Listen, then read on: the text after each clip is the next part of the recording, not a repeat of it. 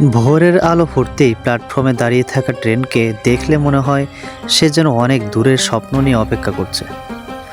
হুইসেলের শব্দটা বাজতেই চাকাগুলো ধীরে ধীরে ঘুরতে শুরু করে, আর তুমি জানালার পাশে বসে দেখো গ্রামের সবুজ ধানক্ষেত, কুয়াশা ভেদ করে উঠে আসা সূর্য, ছোট ছোট নদী আর দূরের নালাকের গাছের সারি।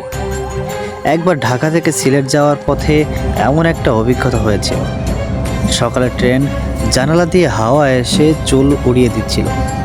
পাশের সিটে এক বৃদ্ধা চা বিস্কুট খেতে খেতে গল্প করছিলেন তার ছেলের কথা। তার কথায় এমন মাধুরতা ছিল যে পুরো কোচটাই যেন একটা বড় পরিবার হয়ে গিয়েছিল। মাঝে মাঝে ট্রেন থামলে প্ল্যাটফর্মের দোকান থেকে গরম গরম ভাপা পিঠা আর চা কিনে খাওয়া, সেই স্বাদ এখনও জিভে লেগে আছে। রাতের ট্রেন আবার অন্যরকম। বাইরের অন্ধকার আর সিগন্যালের লাল সবুজ আলো আর দূরের গ্রামের হারিয়ে যাওয়া বাড়তে শুয়ে ট্রেনের দুলরিতে চোখ বুজে আসে, আর কানে শুধু চাকার একঘেয়ে ছন্দ, ঝকঝক ঝক। মাঝরাতে হঠাৎ জেগে উঠে দেখি জানালার বাইরে চাঁদের আলোয় ভেসে যাচ্ছে কোনো নদী। সেই দৃশ্য দেখে মনটা কেমন অদ্ভুত শান্ত হয়ে যায়। ট্রেনের সবচেয়ে সুন্দর যেটা লাগে তা হলো মানুষের সাথে অপ্রত্যাশিত সংযোগ।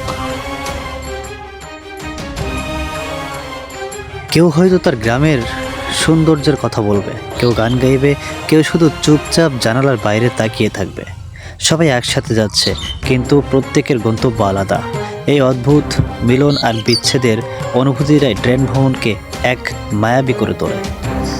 আচ্ছা, আপনি কি কখনো ট্রেন ভ্রমণ করেছেন? যদি ট্রেন ভ্রমণ করে থাকেন তাহলে অবশ্যই কমেন্ট করে জানাবেন। আর যদি না করে থাকেন তাহলে কোথায় যাওয়ার ইচ্ছা আছে সেটাও আমাদেরকে জানাবেন। ধন্যবাদ।